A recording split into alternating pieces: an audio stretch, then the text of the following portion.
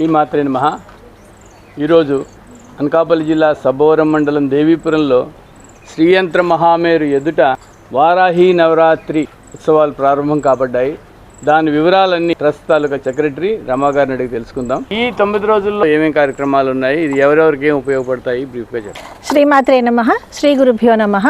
దేవీపురంలో శ్రీయంత్ర మహామేరు గురుజీ శ్రీ అన్నపూర్ణాంబ సహిత శ్రీ అమృతానందనాథ సరస్వతుల వారి చేత అమ్మవారు బాలస్వరూపంలో నిర్మించుకున్న ఒక మహత్ ప్రదేశం ఇది.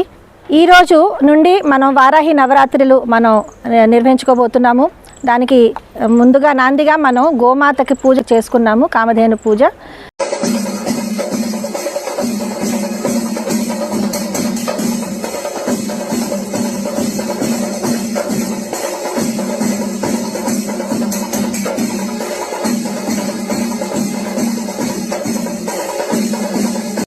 సో ఈ 9 రోజులు కూడా అంటే ఈ ఆషాఢ పాడ్యమి నుండి నవమి వరకు కూడా ప్రతిరోజు నిర్వహించే కొన్ని ప్రత్యేకమైన కార్యక్రమాలు ఉన్నాయి, పూజలు ఉన్నాయి. అవేంటంటే ప్రతిరోజు కూడా అమ్మవారి తాలూకు ఉత్సవమూర్తికి ఇక్కడ అభిషేకం అది కూడా జరుగుతుంది. క్షీరాభిషేకము తర్వాత కుంకుమార్చన కూడా చేసుకోవడానికి అవకాశం ఉంటుంది భక్తులందరికీ.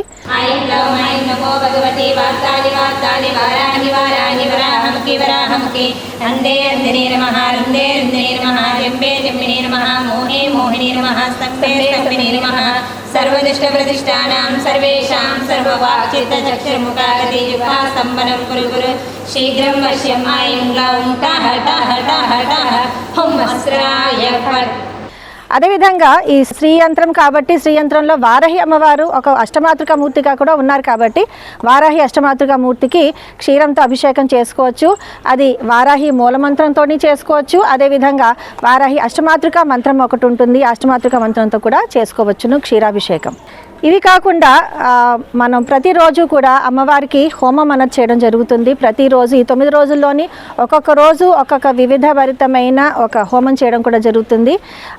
అది సాయంత్రం జరుగుతుంది, ఎందుకంటే వారాహి అమ్మవారిని మనం సాయంత్రం హోమం చేస్తే ఆవిడకి చాలా ప్రీతి కాబట్టి సాయంత్రం 6 గంటల నుండి కూడా హోమం ఉంటుంది.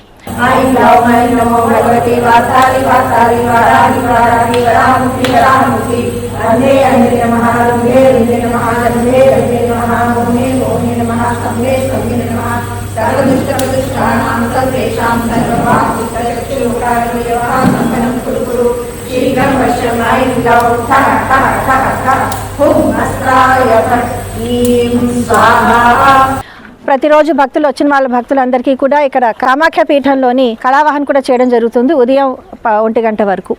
రోజు సాయంత్రము మళ్ళీ 5:30కి వారాహి అమ్మవారికి విశేష అర్చన ఉంటుంది.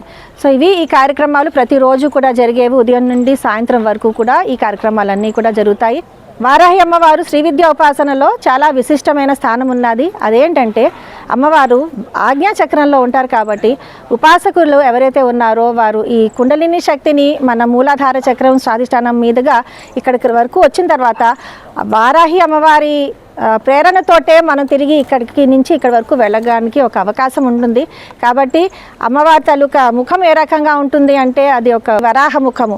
ఈ వరాహ ముఖం ఏంటంటే 2 టస్క్స్ ఉంటాయి కాబట్టి ఆ వాటితోటి ఉన్న మన గ్రహ జీవితాలు ఉన్నా సరే వాటన్నిటి తాలూకా శేషాలు ఏవైతే ఉన్నాయో కర్మశేషాలు ఎటువంటి వాసనలు ఉన్నా సరే అవన్నీ కూడా తీసేస్తుంది. ఆ తీసేసి మన ఉపాసన మార్గం చాలా సులభం చేస్తుంది. కాబట్టి వారాహి అమ్మవారిని మనం పూజించుకుంటాము. ఇవి గుప్త నవరాత్రులను కూడా అంటారు, ఎందుకంటే ఎక్కువ ఉపాసకులే చేసుకుంటూ ఉండేవారు. అయితే గత కొన్ని సంవత్సరాలుగా అందరూ కూడా వారాహి అమ్మవారిని సూక్ష్మంగా సులువుగా కూడా పూజించుకునే విధానాలు ఉన్నాయి. దేవీపురం నుండి కూడా ఈ విధానాలన్నీ కూడా అందరికీ మనం తెలియజేస్తున్నాము.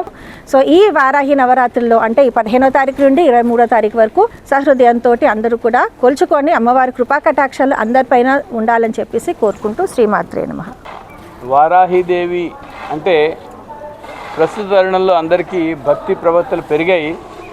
అయితే ఏంటి దాని కారణం ఏంటి, ఎందుకోసం వారాహిదేవి మనకి ఇన్ని రకాలైన బెనిఫిట్స్ ఇస్తుంది అన్నది మీ ద్వారా తెలుసుకున్నాం, చాలా సంతోషం అండి. అంచేత ఈ 9 రోజుల్లో అందరూ కూడా పిల్లలు పెద్దలు అందరూ కూడా అమ్మవారిని కొలుచుకోవడం, దర్శనం చేసుకోవడం, తీర్థప్రసాదాలు స్వీకరించడం, ప్రత్యేకంగా దేవీపురంలో జరిగేటువంటి కార్యక్రమాలన్నీ చూడగలగడం అంతా గురువుగారి దయ మహద్భాగ్యం. శ్రీమాత్రే నమః. శ్రీ వరాహిదేవి నమః.